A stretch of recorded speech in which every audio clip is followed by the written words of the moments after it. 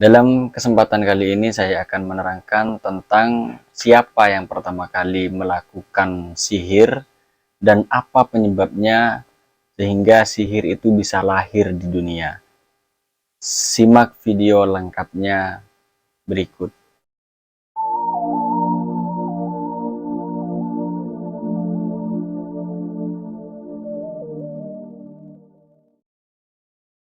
Assalamualaikum warahmatullahi wabarakatuh. Bismillah, alhamdulillah, wassalatu wassalamu ala sayyidina Muhammad ibn Abdillah, amma ba'du. Baik, dalam kesempatan kali ini saya akan menerangkan tentang beberapa hal tentang lahirnya ilmu sihir dan siapa yang pertama kali menemukan ilmu sihir. Tetapi sebelum lanjut, survei mengatakan 99% orang yang menonton video ini belum juga like dan subscribe. Padahal subscribe itu gratis dan itu tidak ada ruginya bagi kalian untuk menekan subscribe. Sedangkan support kalian sangat kami butuhkan supaya lebih semangat di dalam berbagi kebaikan. Allah Subhanahu wa Ta'ala menjelaskan tentang sihir ini di dalam Al-Quran. Seperti yang disebutkan dalam surat Yunus ayat 77. Qala Musa ataquluna lil haqqi lamma ja'akum asihrun hadza wa la yuflihus sahirun. Di zamannya Nabi Musa kita sudah jelas tahu tentang problem sihir, terjadinya sihir antara Nabi Musa dengan penyihirnya Fir'aun, di mana Nabi Musa berhasil dengan mukjizatnya mengeluarkan ular yang terbuat dari tongkat, sedangkan penyihirnya Fir'aun hanya mengeluarkan tali yang sebenarnya mengubah pandangan manusia agar tali itu terlihat seperti ular, yang pada akhirnya tali itu dimakan oleh ularnya Nabi Musa yang lebih besar. Sementara di ayat yang lain juga diterangkan wattaba'u ma tatlu syayatin ala mulki Sulaiman wa ma kafara Sulaiman walakinna syayatin kafaru yu'allimuna an-nasa sihra wa ma unzila 'alal malakaini bi Babila Harut wa Marut. Di situ juga disebutkan bahwa pada zamannya Nabi Sulaiman juga ada yang disebut dengan sihir, dan yang datang turun pada masa itu adalah malaikat Harut dan Marut. Dalam kitab Bada'i'uz Zuhur itu diterangkan bahwa malaikat Harut dan Marut itu turun karena protes terhadap Nabiullah Idris alaihissalam. Meskipun di dalam Al-Quran disebutkan tentang adanya sihir, tetapi Al-Quran itu tidak menjelaskan dengan jelas siapa orang yang pertama kali membuat sihir dan siapa yang pertama kali orang yang terkena sihir. Apa sebabnya itu tidak ada dalam Al-Quran maupun hadis. Al-Quran tidak menyebutkan kapan pertama kali lahirnya ilmu sihir di waktu yang tidak ditentukan, tetapi yang jelas Al-Quran menyatakan bahwa sihir itu benar-benar ada. Al-Quran juga tidak menyebutkan ala yadi syahsin muayyanin, siapakah pertama kali yang mempunyai ilmu sihir. Walakin tabayyanah minal ayati sabiqatih, tetapi dari ayat yang tadi kita sudah mengetahui bahwa lahirnya ilmu sihir itu adalah lahir dari jin. Jadi Al-Quran memang tidak menjelaskan, hadis pun juga nggak ada untuk kita jadikan rujukan siapa yang pertama kali menjadi penyihir dan apa penyebabnya. Tetapi ada sebuah riwayat dari para ulama yang tentunya kita juga bisa menelisik hal itu dari pendapat-pendapatnya para ulama. Bil haqiqati hunakal katsiruh minan nadhariyati allati la nihayata laha an awwali sakhirin.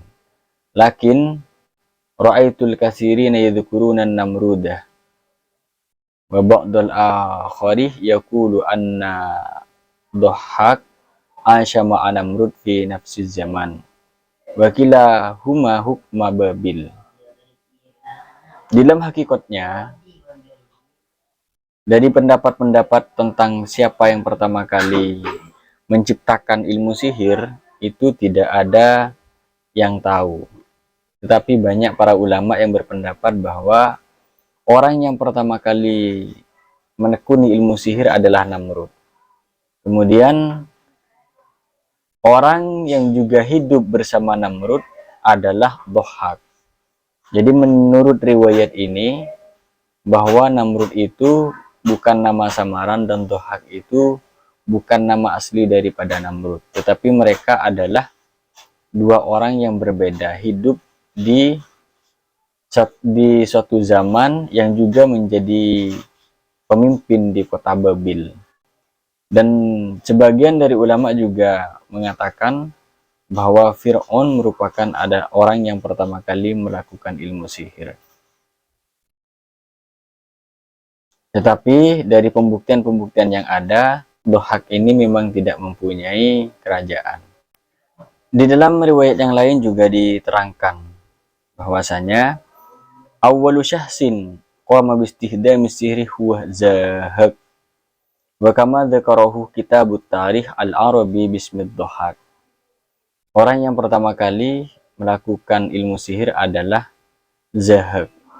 Zahak ini dalam kitab-kitab tarikh dikenal dengan nama Abdohak. Wal ba'du ya'taqidu bi annahu Namrud. Tetapi sebagian ulama ada yang berpendapat bahwa Dohak ini adalah Raja Namrud. Jadi orang yang pertama kali melakukan ilmu sihir menurut pendapat-pendapatnya para ulama, dia adalah Namrud. Namrud ini adalah orang yang pertama kali membuat sihir. Mungkin sebelumnya Namrud itu tidak ada orang yang melakukan sihir. Wallahu a'lam masalah hal itu. Adapun latar belakang kenapa Namrud ini bisa mempelajari ilmu sihir.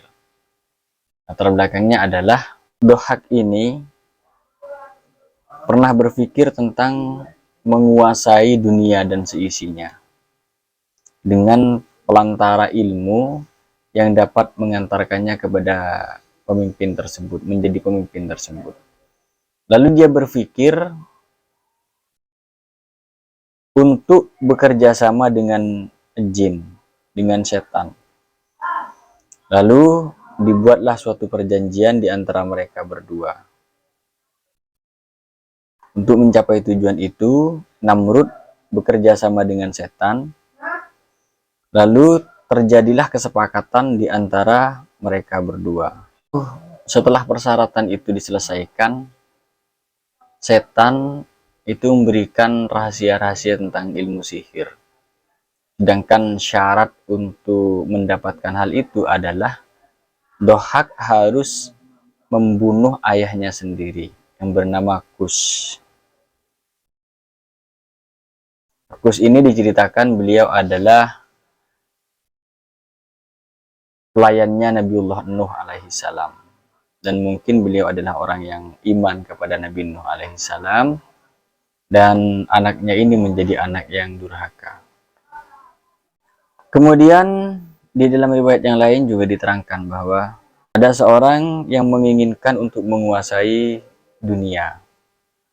Kemudian dia pergi ke atas gunung dan berkehendak untuk belajar ilmu sihir kepada iblis. Akan tetapi, Namrud itu sebelum mempelajari ilmu sihir diperintahkan untuk menjual jiwanya, ruhnya kepada iblis. Supaya dia bisa mendapatkan kekuatan dan sihir. Lalu Namrud menerima kesepakatan itu, lalu belajar ilmu sihir kepada iblis. Jadi ngeri kalau kita tahu melihat tentang hal ini. Bahwa sebenarnya sihir itu lahir dari iblis, dari setan. Sangat berbahaya itu. Dan ini ceritanya sangat panjang.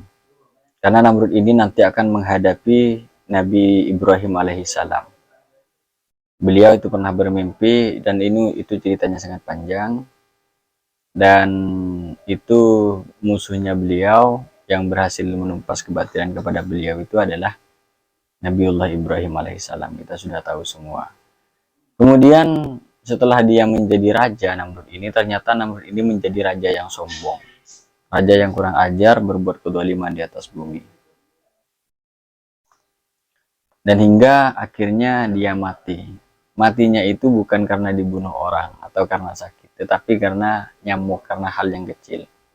Miris sekali matinya Namrud ini adalah karena dimasuki nyamuk dari hidungnya yang masuk kepada kepalanya.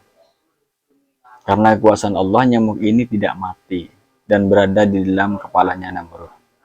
Sehingga Namrud ini merasakan kesakitan yang sangat lama. Pada akhirnya Namrud ini memen, eh, pada akhirnya Namrud ini membenturkan kepalanya terhadap bumi, terhadap tanah, mungkin kepada batu. Sehingga dari situlah Namrud mati. Yang dapat kita ambil, sesombong-sombongnya orang hebat, sehebat-hebatnya orang sombong, pada akhirnya oleh Allah dihinakan dengan matinya mereka terhadap sesuatu yang paling kecil dan paling lemah, yakni dengan nyamuk. Semoga kita bisa mendapatkan pelajaran dari kisah ini. Wassalamualaikum warahmatullahi wabarakatuh.